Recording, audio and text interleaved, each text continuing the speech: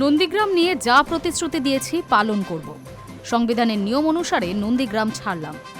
বিধানসভায় শপথ নেওয়ার পর সাংবাদিকদের মুখোমুখি হয়ে সেই কথাই বললেন মুখ্যমন্ত্রী শুভেন্দু অধিকারী।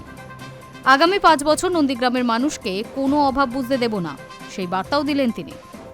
এদিন ভবানীপুরের বিধায়ক হিসেবেই তিনি বিধানসভায় শপথ বাক্য পাঠ করেন। জায়গার এমএলএ হিসেবে তো শপথ নিতে পারি না।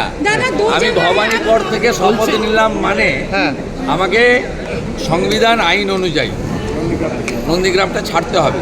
ছাড়লেও আমি নন্দীগ্রামের মানুষকে কথা দিতে পারি, 2009-এর 5ই জানুয়ারি ফিরোজা বিবি জেতানোর পর থেকে আমি এমএলএ ছিলাম না, কিন্তু আমি নন্দীগ্রামের সব দেখাশোনা করেছি। এখানেও একজন প্রতিনিধি থাকবেন বা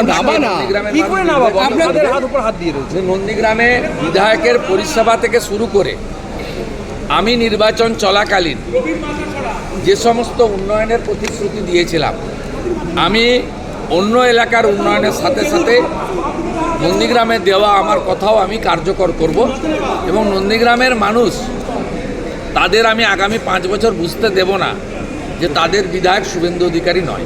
এবারের বিধানসভা নির্বাচনে নন্দীগ্রাম ও ভবানীপুর 2 আসনেই লড়াই করেছিলেন তিনি। 2 আসনেই জয়ী হয়েছেন। সংবিধান অনুসারে একটি আসন থেকেই তিনি বিধায়ক থাকতে পারবেন। কোন আসন ছাড়বেন তিনি, সেই নিয়ে শুরু হয়েছিল চর্চাও।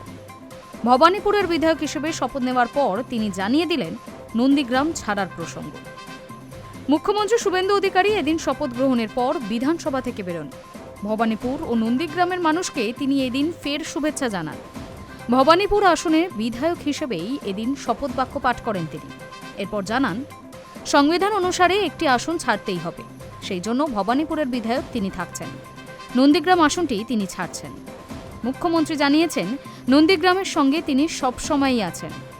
বিধায়ক না থাকার সময় থেকেই দীর্ঘ সময় ধরে তিনি নন্দীগ্রামের উন্নয়নের সঙ্গে জড়িয়ে। তার জায়গায় অন্য প্রতিনিধি বিজেপির তরফে প্রার্থী হবেন, সেই প্রতিনিধি জিতে এসে কাজ করবেন, তবে নন্দীগ্রামের দিকে তার নজর থাকবেই, তার হয়েই প্রতিনিধি কাজ করবেন সেখানে, এই কথাও জানান মুখ্যমন্ত্রী। শুভেন্দু অধিকারী জানিয়েছেন, নন্দীগ্রামের জন্য দেওয়া প্রতিশ্রুতি পালন করবেন তিনি।